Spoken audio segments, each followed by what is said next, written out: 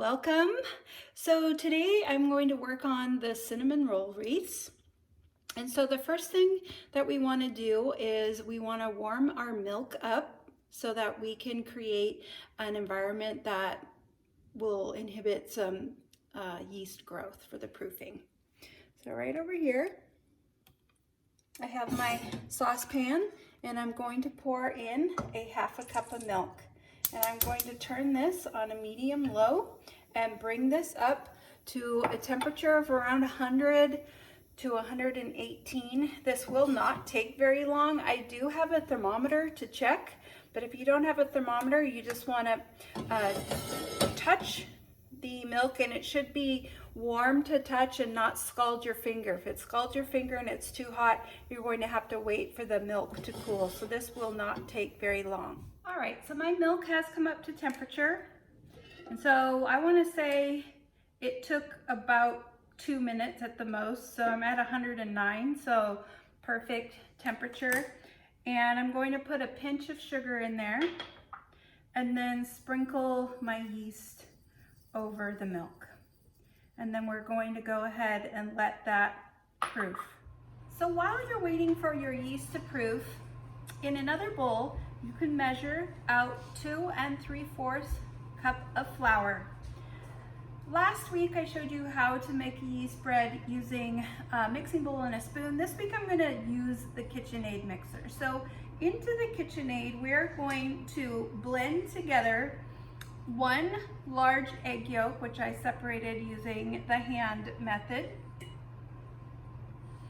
and 4 tablespoons of butter, along with 1.5 teaspoons of vanilla. Once those are added, then I'm going to put in 1/4 cup of sugar and some ground nutmeg. Now you could just use the ground nutmeg that you get in a spice jar, or I'm going to show you what a whole nutmeg looks like. So it looks like a nut. I guess that's where it gets its name. And you're going to use some sort of a grater. So I have my microplane here, and I'm going to grate about 1/2 teaspoon of nutmeg. You don't have to add nutmeg at all. In fact, you could add cinnamon if you want. It doesn't matter. And that's about 1/2 teaspoon right there. And then this is also going to be added into the egg yolk, vanilla, and butter mixture, along with the sugar. And then we're going to blend those together. And once your yeast, I poured it into a measuring cup. Once your yeast is foaming, then you can add that also into the mixture. And blend that together well. Now we're going to gradually add in the flour. So the same method you used last time, we'll add in about 1 cup of flour, create that cake batter, and then gradually add in more. So one other ingredient that needed to be added to the liquid mixture was 3/4 teaspoon of salt. I missed saying that. So I have 1 cup of flour blending really nice and smooth. And this is still at the 1 cup of flour. Now I'll add in another cup of flour.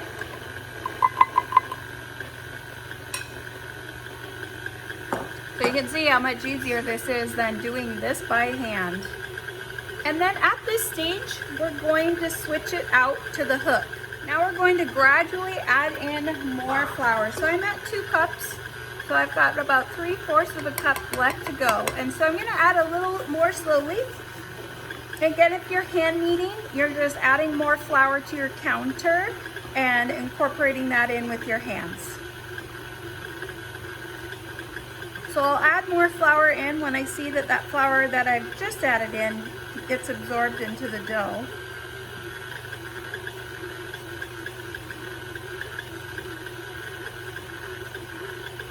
I'm going to add a little bit more. And you might not use all of this flour. It really depends on what kind of a day it is. If it's humid, then I'll add more. If it's a drier day, then probably less. And you know that the dough is ready when that dough starts to pull away from the sides of the bowl and it's no longer sticking to the bowl. So I'm gonna wait here and let this form into a ball. It's almost there.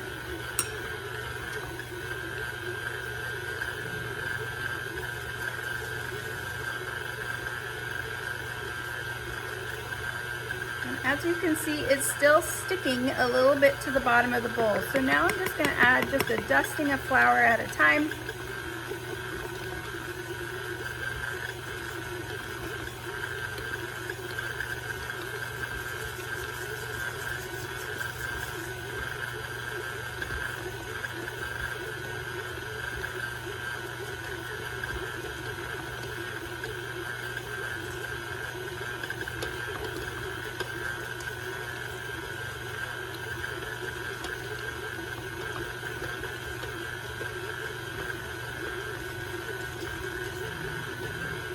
And I think that might be it. And we'll just let that knead for about 5 minutes.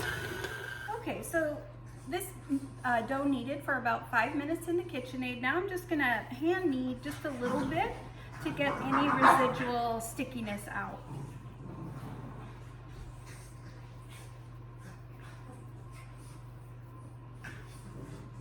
I'm sure you can hear my dogs going crazy right now.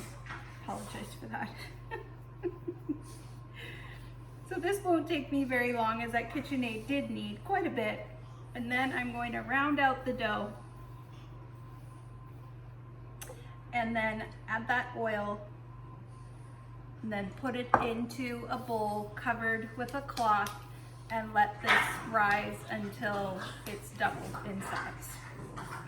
All right, so while you are waiting for your dough to double in size, we're going to go ahead and work on the filling.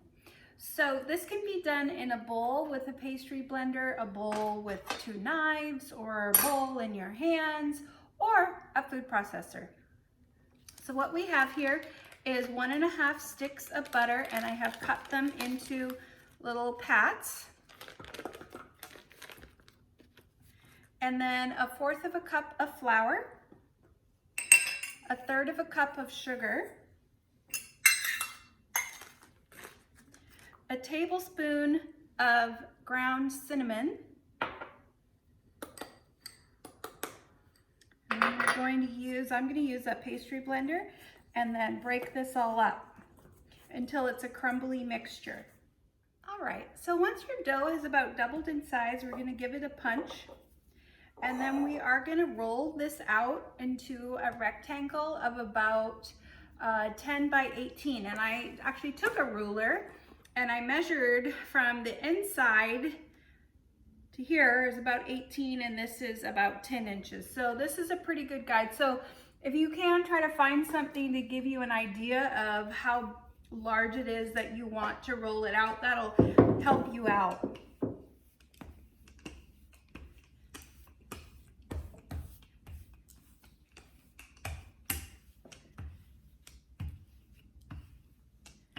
And you can see my filling, it looks like a crumbly mixture of the butter and the sugars. And so I'm trying to keep it into that rectangle shape. And it looks like I'm pretty darn close to that dimensions of that mat that I showed you.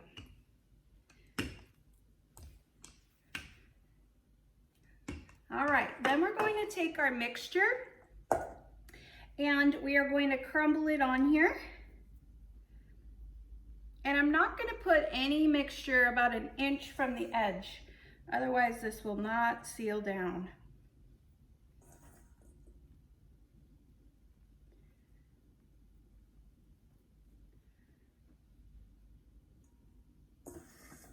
And then we'll just use all of it and then just kind of spread it around, get that mixture evened out. It's been sitting a little bit, so the butter got a little bit soft, so it's actually kind of easy to get that spread.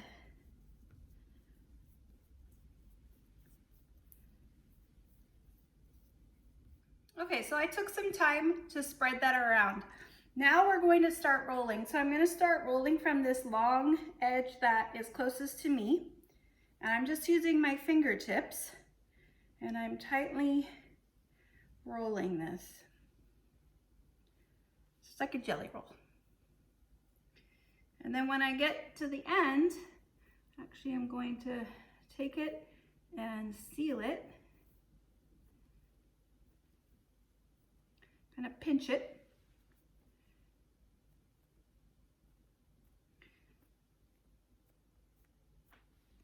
Pinch it really good, and then I'm going to press it down on that seam side.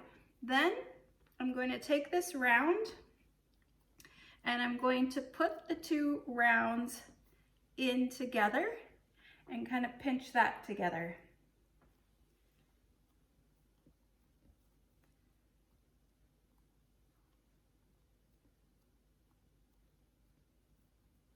And then once I have my round, I'm going to place it on to my baking sheet. And now I'm going to make some slits. So I'm about 1/4 of an inch from the edge. And I'm going to make my cuts about 3/4 of an inch wide.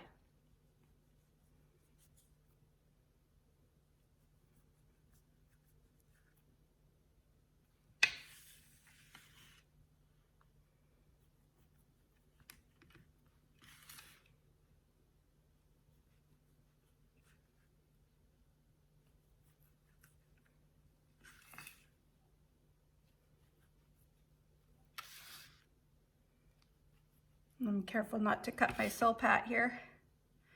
Or if you have parchment paper down, be careful not to cut through that.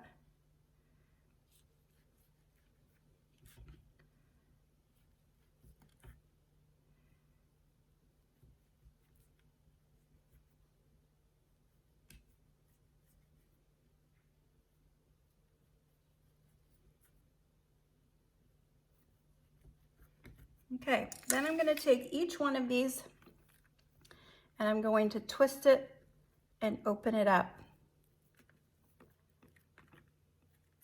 so that the rings are showing.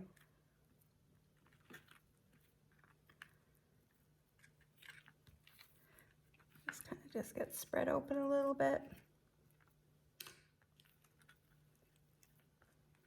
And we just want to expose all of those rings to the top. So basically I'm flipping it over.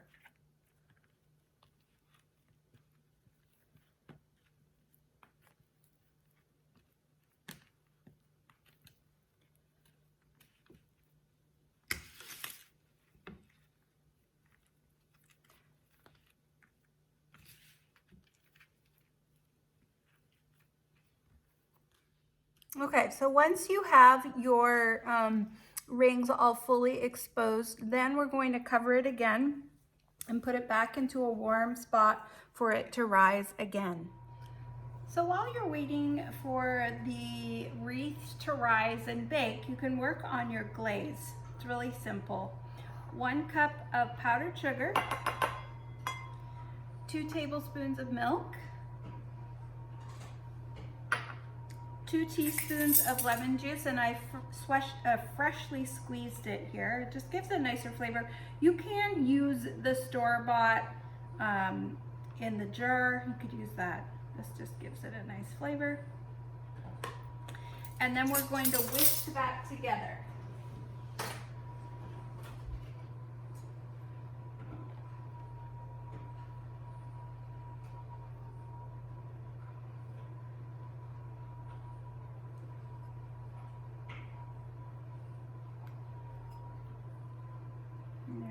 It's coming together. If you need to add a little bit more liquid to get a runny consistency, you can. I think this is going to be nice. So I'm just trying to work those lumps out. And then you can see that's a really nice consistency and will go nicely on our rolls.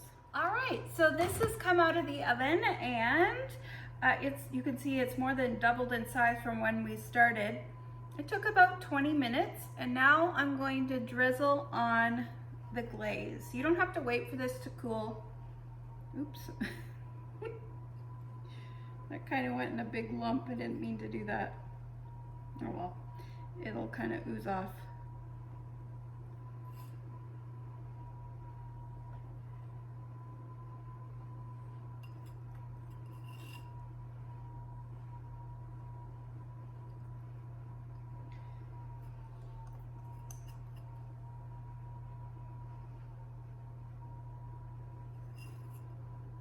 And there we go. There's our cinnamon roll wreath.